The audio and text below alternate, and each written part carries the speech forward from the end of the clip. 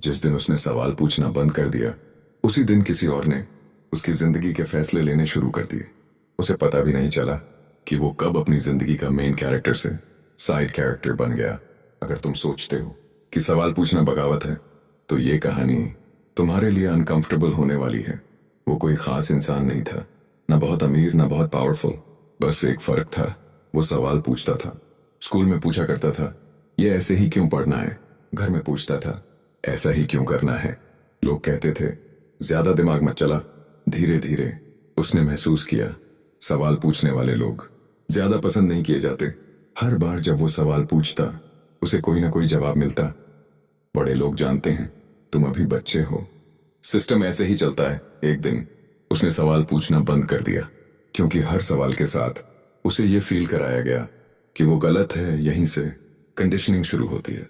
इंसान को चुप कराना हमेशा डंडे से नहीं होता, कभी कभी शर्म से होता है, कभी गिल्ट से, कभी डर से।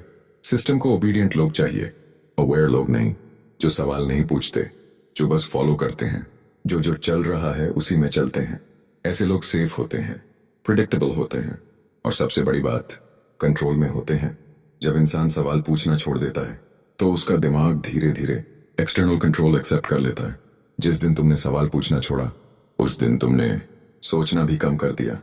तुम रेडीमेड ओपिनियंस लेने लगे, रेडीमेड ड्रीम्स अपनाने लगे। अब तुम ये नहीं पूछते, मैं क्या चाहता हूं। अब तुम पूछते हो, लोग क्या कहेंगे। और यही सबसे साइलेंट ट्रैप है। भीड़ बनने में कोई आवाज नहीं होती। सवाल पूछने वाला अक्सर अकेला खड़ा होता है, और इंसान को अकेलापन सबसे ज्यादा डराता है। इसलिए वो सोचता है, सब यही कर रहे हैं, तो शायद यही सही है। धीरे धीरे वो अपनी आवाज खुद ही दबाने लगता है। कोई उसे चुप नहीं कराता, वो खुद चुप हो जाता है।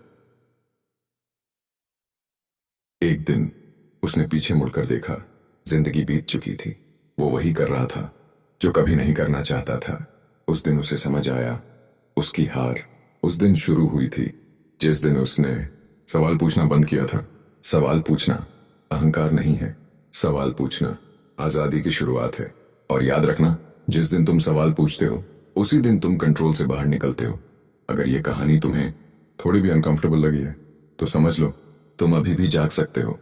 माइंड स्टोरी सिर्फ कहानी नहीं है, ये आईना है। और अगर तुम इस आईने से भागे नहीं हो, तो चैनल को फॉलो करो, क्योंकि आगे की कहानियां और भी गहरी होंगी, और भी सच्ची।